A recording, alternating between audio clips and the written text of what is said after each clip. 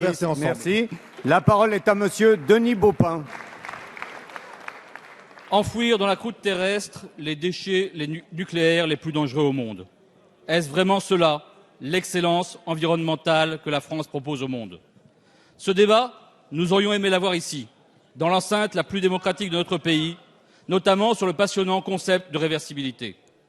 Nous regrettons donc profondément que ce projet, qui pose des questions éthiques mais aussi techniques, dont le coût est jugé astronomique, sur lequel l'ASN et l'IRSN posent de graves questions aujourd'hui sans réponse quant à la sûreté, ait été entériné ainsi, sans débat et sans vote. Nous l'avons dit, nous souhaitons que le Conseil constitutionnel, que nous allons saisir sur le sujet, revienne sur ce cavalier législatif. Cet épisode, après tant d'autres, confirme que le nucléaire reste trop souvent incompatible avec la transparence et le débat démocratique. Nous en avons un nouvel exemple avec la cuve de Flamanville. Une cuve connue dès 2006 comme trop fragile a été installée au cœur même du réacteur le plus puissant du monde. Le PDG d'EDF nous disait ce matin que son entreprise n'a été mise au courant de ses défauts que fin 2014, soit 8 ans plus tard. Et il apparaît que des fragments issus des percements effectués sur le couvercle de cette cuve et donc susceptibles de nous donner des informations cruciales sur son état, auraient disparu. Madame la ministre de l'écologie, nous avons le droit et le devoir de savoir ce qui s'est réellement passé. C'est pourquoi nous demandons qu'une enquête administrative ou qu'une commission d'enquête puisse faire toute la lumière. Grâce à la loi de transition énergétique, nous nous apprêtons à ouvrir une nouvelle ère dans la stratégie énergétique de la France.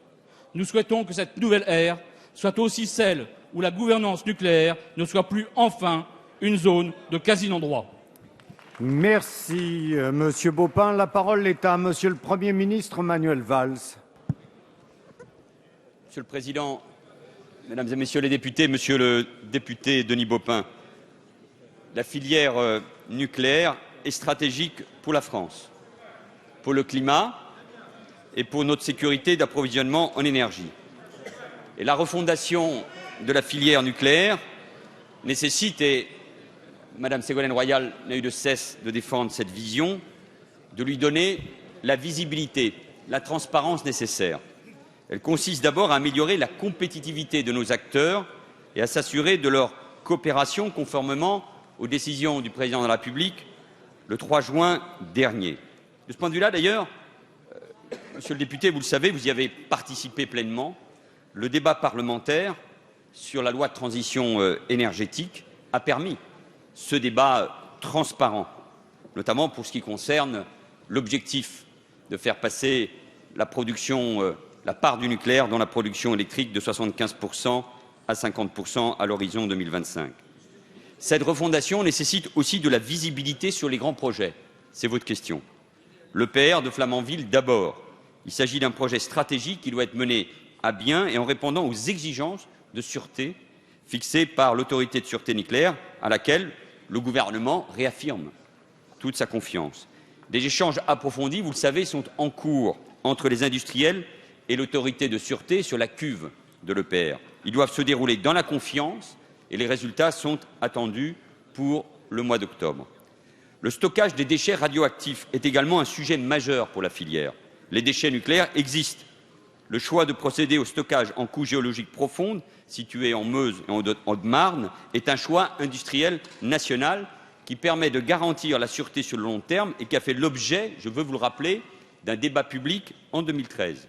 Et je veux saluer les élus locaux qui, depuis des années, défendent ce projet. Il y a déjà un laboratoire, vous le savez aussi, qui permet d'obtenir des premiers résultats et en tout cas d'approfondir les études de réalisation.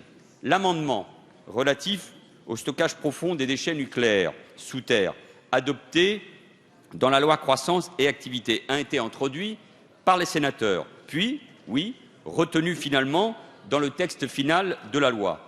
Par cette mesure, il s'agit simplement de traduire l'engagement qui avait été pris par la loi de 2006, c'est-à-dire de soumettre au Parlement les modalités de réversibilité du centre d'enfouissement des déchets nucléaires. L'amendement prévoit donc que si les avancées technologiques majeures sont effectuées, les générations futures pourront non seulement arrêter le stockage en couche géologique profonde, mais elles pourront aussi récupérer les déchets stockés pour les traiter différemment. L'amendement tire donc les enseignements du débat public en détaillant le principe et l'organisation d'une phase pilote initiale. Et comme j'ai eu l'occasion de le rappeler, nous avons considéré à la fin de ce débat qu'il fallait trancher parce que c'était un enjeu d'intérêt national avec des enjeux industriels, écologiques majeurs. Nous aurons, je n'en doute pas, l'occasion de rediscuter, de reparler de ces questions essentielles, mais il fallait l'inscrire dans la loi. Merci.